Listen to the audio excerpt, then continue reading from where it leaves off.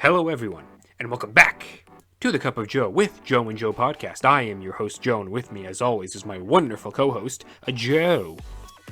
Joe, man, you really made me into a comic nerd now. Like, I was moving all my comics back home today with moving in, and the stack is huge, Joe.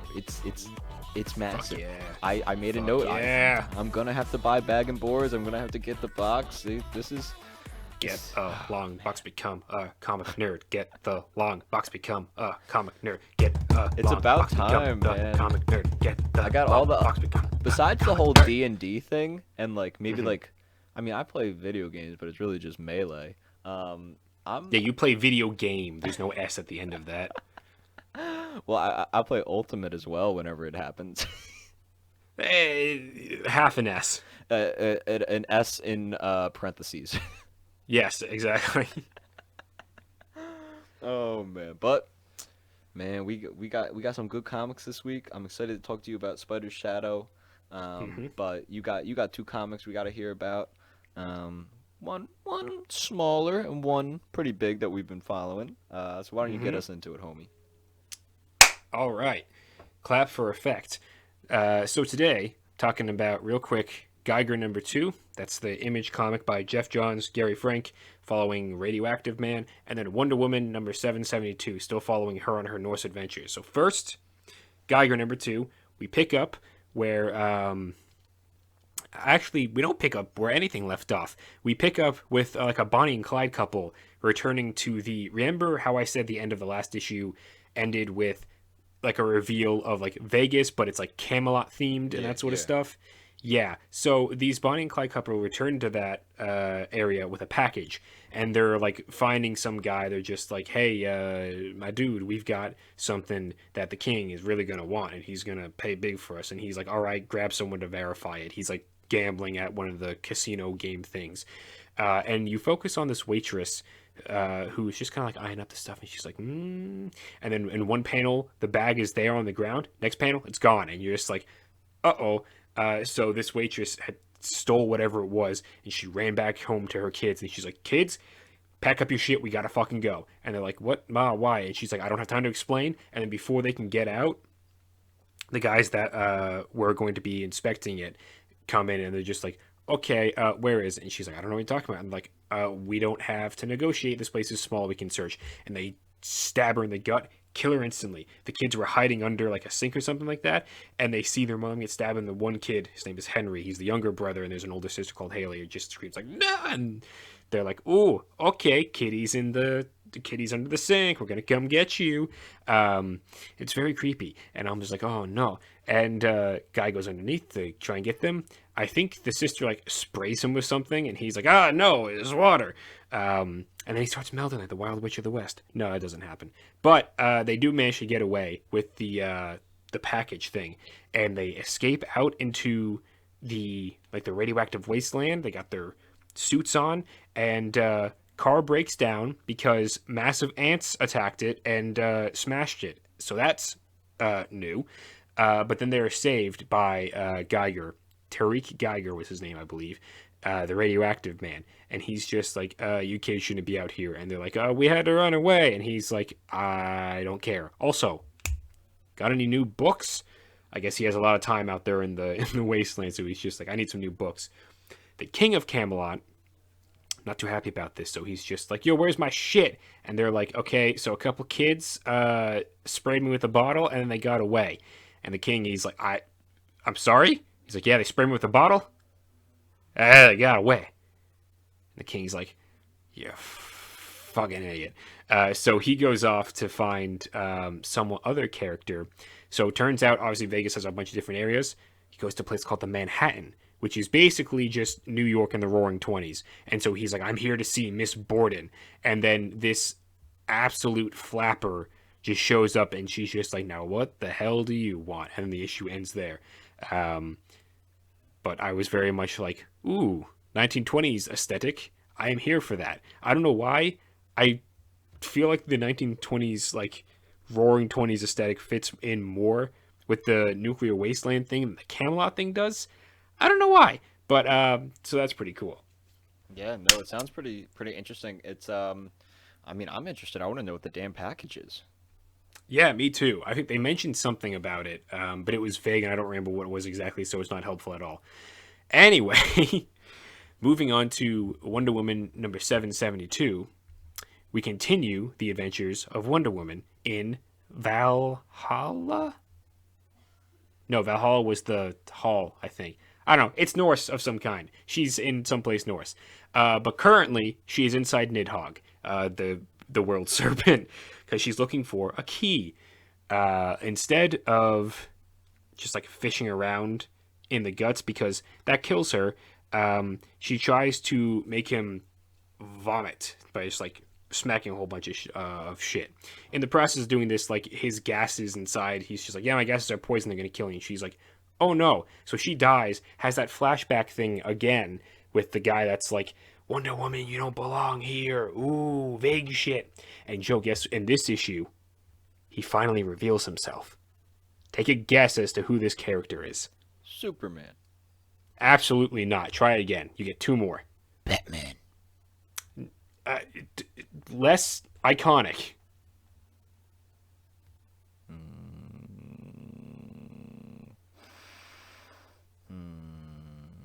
Bobo the Chimp. Actually, surprisingly close as far as character relations go. It's Deadman. Interesting. So I was like, Deadman, what the fuck? And Deadman's basically like, yo, hey, what's up, Wonder Woman? Call me Boston. We don't need to be formal here. Also, you're in the wrong afterlife, so you should probably get the fuck out of here. And Wonder Woman's like, I'm not gonna leave these people. Like, I gave Siegfried my word. I was gonna go rescue him, and my word is like everything. And he's just like, cool. I don't really approve of it, but I'm not really gonna be able to stop you. So try not to die too much. Also, peace out. And he goes on his merry way.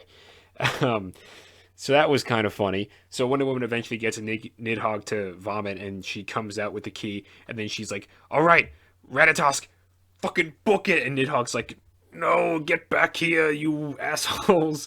And Wonder Woman's just running away as fast as she can. She's like, just booking it away with this key, which is really funny. But then she is told. No, she's not told. She travels to a place called Merkvid. It's like some weird, creepy, foresty place, but then there's also a little docking station. And in this docking station is a creepy old guy. And at first I was like, is that Chiron? Is like the Greek mythology bleeding into the Norse mythology because she's here? But no, it turns out it's Odin. He just like appears and he's like, all right, so I can be whoever I want and say I'm a ferryman. And she's like, oh, cool, I guess. All right. And he's like, okay, so I know where you want to go. You want to get to the Fortress Valkyrie. Just so you know, the Valkyries, they don't really like other people, especially in their home. And you're also from a completely different pantheon. So you're probably going to piss them off a whole lot. But you seem to be able to handle yourself, so I guess everything's fine. And this issue ends off with Wonder Woman in...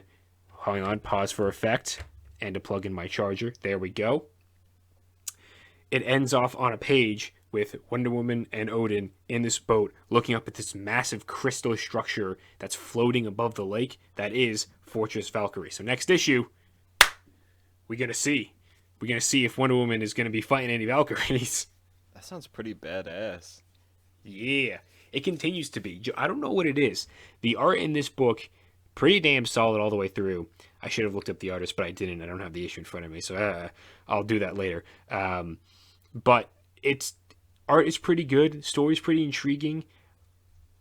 This is like my first ever reading of an ongoing Wonder Woman series, and I'm thoroughly enjoying myself. Yeah, no, it sounds pretty cool. Every week, or not every week, but every time you get a new issue of this, I'm excited to learn more about it. As am I. So, those are the two things that I want to talk about real briefly. Now, we can talk about the comic that we both read together, Spider's Shadow, numero dos. Joe, why don't you take a point on this little baby? All right. Point number one.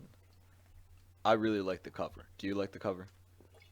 I like all these covers. They're by something Nato. I don't remember the first name, but like you, Noto is the last name and like the signature that you have on the thing. They're great covers.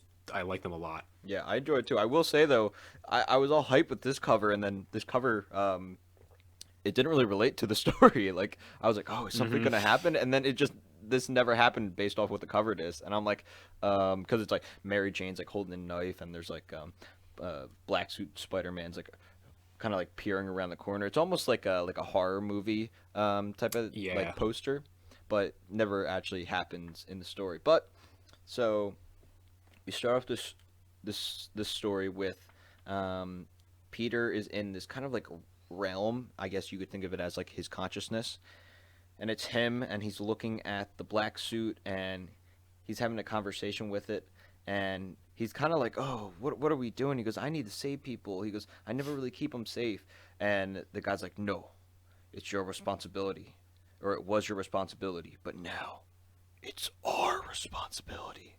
Um, so it's kind of like now, like this first page sets it up that instead of it kind of being two separate people, it's the molding is really happening now. Hmm. Yeah. It's the we are Venom situation. They're becoming one. Yeah, and we got emo Peter walking through the streets, and he's like, "Oh shit."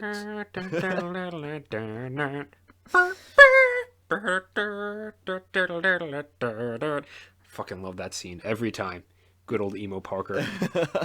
Yeah, he's walking through the streets and he's like, "Oh my goodness." He goes, "What the hell did I do?" He goes, "What am I doing?"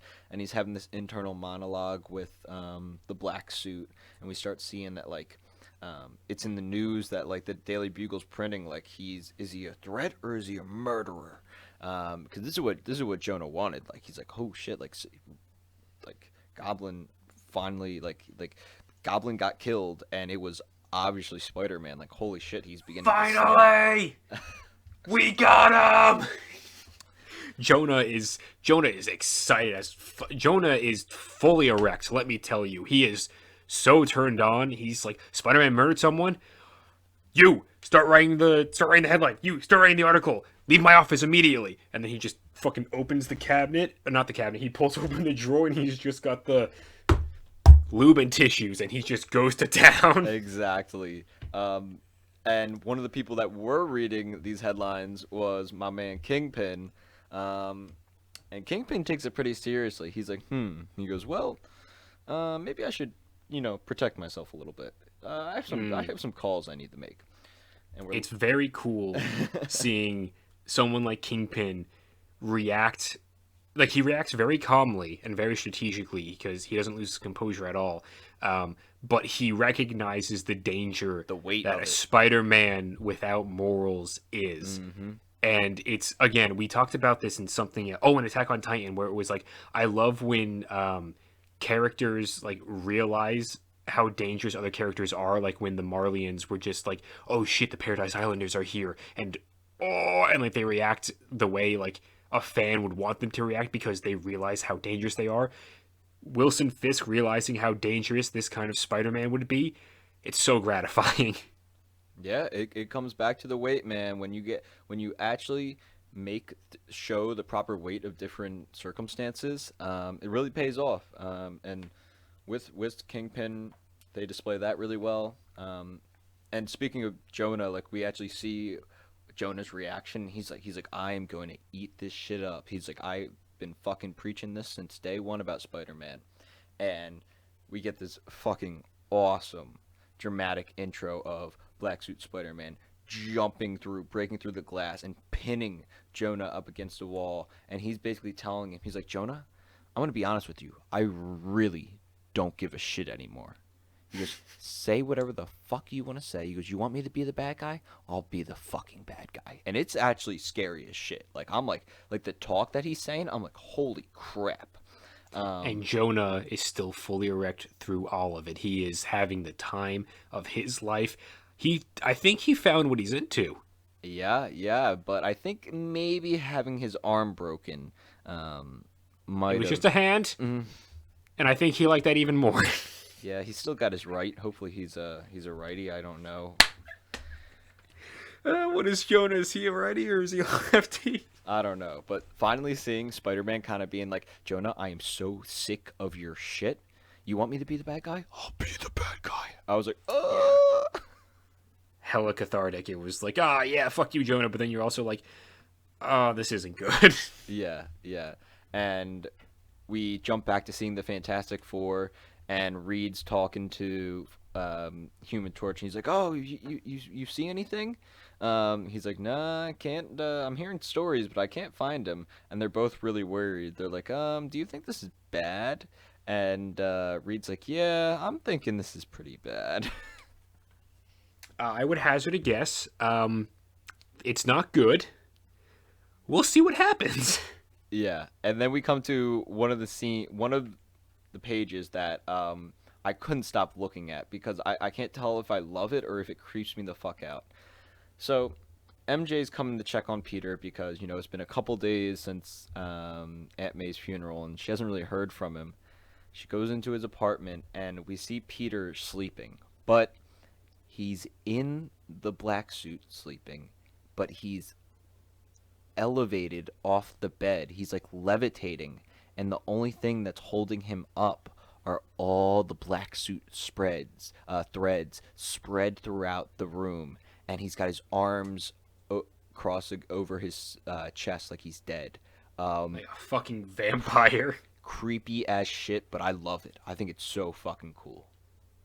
It is. It is one of the coolest images to come out of this book. And I got us like the art in the first issue. I was like, some of this stuff is kind of cool, but like for the most part, I was kind of like meh on it until we got to the end when we saw him in the new version of his black suit. And I was like, okay, this is going to be cool. And I gotta say, I'm still like some of the stuff in this book. I'm still like the art's not bad. It's like I just think it's good. But then you get to some stuff like this guy, whoever this artist is. Do you have it in front of you where you can find the artist? But whoever it is, they just love drawing the symbiote stuff, and you can really tell it's very good. I'm assuming it's Pascal Ferry. He's the second name on the cover. It's Chip, and then Pascal, and Yes. then Matt Hollingsworth. Hollingsworth is a colorist, yes. So it's going to be Pascal Ferry. Yeah. So He loves that black suit. yeah. This art isn't like crazy blow you away, but I enjoy this style. There are some drawings in this where I'm like, oh, Scorpion. Oh boy. Yeah, Scorpion and Shocker in this, and Doc Ock too. Spoiler. It doesn't matter. Spoilers. We've been talking about it all. Some of the character designs and like the way they draw them, I'm very much like, like this might have been cool in the '60s, but now it's a little, Yeah. It's almost too cartoonish. Like it doesn't even look threatening. It kind of just looks goofy. But I will say I love the way the suit and the mask looks. It is specifically the mask. The mask is awesome. The little white marks that are below the big eyes, I think it is so sick. It's like little mouth pincers. Yeah, exactly. And after MJ wakes him up, she's like, "Hey, Peter, I've been hearing some stuff that's been going on with Spider-Man. That's not true, right?" And Peter's just like avoiding the question. He's like, "Look, I have this power now, and I have the power to make these decisions." And he goes, "So I'm gonna go make them." Jumps out. He's like, I'm gonna go cause some trouble. And so he starts. He starts beating up Shocker, and and then Scorpion kind of surprises him, but he's able to stop it. And I will say, Joe, what? Surprise Scorpion. Oh my god. No one ever suspects the surprise Scorpion. Joe, there's one panel it's the last panel of the Scorpion page, and it has the black suit going into Scorpion's mouth, and I was gonna say, is it this? I had flashbacks to Prometheus. Oh yeah. Yeah, I got all really that black scared. goo. Oh god, it really bothered me. Isn't the next panel when Peter's walking away? He's like elevated. You can see he's elevated, and also Peter has parts of the suit missing because like they're still over there. Yep. I love that attention to detail, like that stuff with in Infinity War with Iron Man's nano suit when like parts of it get ripped off, and so he has to take different bits from his different parts of his body, and like they have to morph up to other sections. I love that kind of attention to detail. It's chef's kiss. Yeah, I completely agree. And I like the little detail on this page as well because this is where Shocker is down, but he tries to still go after Peter, and Peter just dodges his blast, but all the rubble Hmm. just falls on this like mother and daughter, and he pays no attention to it. Um, and which is interesting because Yeah. a that's not a Spider-Man characteristic. Spider-Man would, if that happened, he's flying. He doesn't fly, but like he would fly over there and try and protect them. So Yeah, he would notice the family behind him, realize that he couldn't rescue them fast enough, and then stand in front of the blast and take it because he would try and protect the people behind him. It's very clearly meant to indicate he does not care anymore. yeah, exactly. Um, and then we flash to Kingpin reading in his study, and Peter coming in, and he's like, "All right, get up." Fisk gets up, and Peter throws down Shocker's arm and Scorpion's tail, and he's like, "Oh, well, would you look at that?" And Fisk is really calm, talking to him, and he's telling him how, I was a little confused. What made like who died in that fire where Hobgoblin died? And he talks about how he was able to make the connection and come to the conclusion that he's Peter Parker. He goes, I was really trying to like find like a girlfriend of yours or a sister, or relative, somebody that like I could take hostage and like, threaten you with, but I couldn't find anyone. No, you don't have anyone that loves you. You're all alone. And I'm like, oh God. I'm like, uh-oh, uh-oh. Willie, Willie, put the Ixnay on the Xnay right now. He just threw fucking limbs in front of you. Yeah, and Spider-Man proceeds to then punch Fisk in the face, and we see some teeth go flying. I think also just some facial bone as well. Um, Hmm. and we don't really know what happens, what else he does to him, but he ends up being dead. Um, so he just killed three bad guys. That's pretty big. Hmm. That brings the total up to 4. Yeah. And so now it's kind of like uh,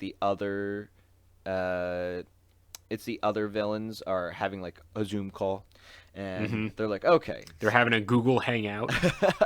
and it's Doc Ock that's running it. And he's like, all right, guys, we need to like work together to take this guy down, and oh my goodness, what's his Craven? Craven, Doc's Yes. talking to Craven. He's like, Craven, you're like the only one that isn't a fucking idiot. And we find out they end up working with Jonah, um, Hmm. which I like that really cool detail. Surprise member of the Sinister Six. Yeah, for real. And they make this plan where it's like, okay, like we are going to attack him. We're gonna need to attack him, take him down. Jonah's gonna keep like publishing the papers and sharing any information he can find and stuff like that, and help them in funding. And you're like, okay, cool. This is gonna be the plan. And then out of nowhere, once that Zoom call ends, Doc Ock gets stabbed in the back by one of his henchmen, and you're like, what the fuck? And then eventually the henchman takes off his mask, and it's fucking Eddie Brock. Eddie, my man, where you been? How you doing? How's the wife and kids? And that's it. That's the end. I didn't think I was surprised that it ended like that. But yeah, we find out that Eddie Brock's going to be in the story. I assumed he was going to be in here, considering this is a Venom story. Um, but yeah, this was a good issue. I enjoyed this issue. Um, and we're the slowly seeing Peter go down this dark well that appears to not really have a bottom. Yeah, not not bueno. Yeah, I enjoyed this, and I'm looking forward to the next one. As am I. Yeah, I don't think I had too much else to say on that. I just that surprise, the surprise return of Eddie. I was just like, yes, that makes sense. I'm here for it. I am excited. Yeah, I'm just excited to see where the rest of this goes. Yeah, yeah, and the one other thing I wanted to say, not about Spider Shadow, but one thing I forgot before we sign off is I wanted to give a shout out to Dave Franchini. He is a comic book artist from my area, and he works for Xenoscope. and I got some of his comics for free because he's good friends with my barber that I don't go to anymore because I shave my own head. But my little brother goes there, and he like gave my barber like this big stack of comics. He's like, "Oh, you hand these out to people, share it with them." And my brother got some for me, and they do like these Grimm fairy tales spin-offs, which are pretty cool. Like I have one for Gretel where she's a witch hunter. I have this like Cinderella Christmas annual thing, and Robin Hood Outlaw, which is actually like a full-on graphic novel. And I read them. They're pretty cool. It's cool stuff. I recommend checking it out. It's some cool art. If you like pretty ladies and lots of blood and gore, I recommend this. Nice. Cool recommendations all around. Which brings us to next week's shit. There's a lot. Oh man, yeah. It's There is so much. I got Blade Runner Origins #4.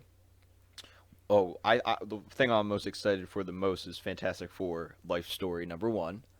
Yes. We got Radiant Black #4, which not to spoil, but is there gonna be an Evangelion thing? I'm not sure if you saw the cover, Joe, but I have not, but this sounds like Mecha. oh, there's like an Ava on the front, so that seems interesting. Interesting. And then the other thing that I'm really excited for that I completely forgot about, Wonder Girl #1, which is Yara Flora's comic.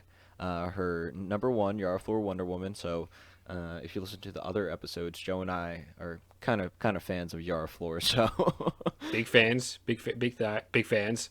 Sorry, what? that was really good. I like that. I don't know what you're talking about.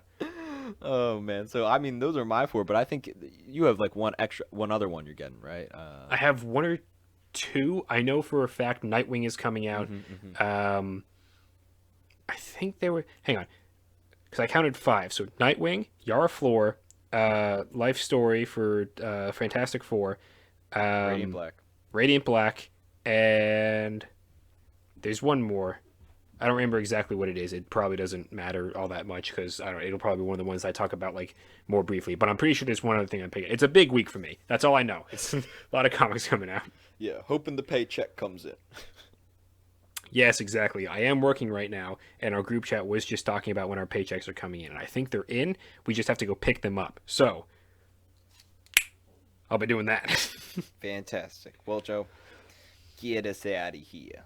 Alrighty, everyone. Please leave a like, leave a comment. It could be about anything. You could just tell us, hey, I like the sound of your voices. You could tell us, hey, I don't like the sound of your voices. And we'll say thank you either way. It's magical, isn't it? The internet bringing us all together. Subscribe, do that so you can always be around for all of this wonderful, wacky shizness that we do. And yeah, I guess that'll be it from us. Remember to read comics. I don't know, watch a comic movie every once in a while. And that'll be it from us, everybody. We love you, we'll leave you, and goodbye.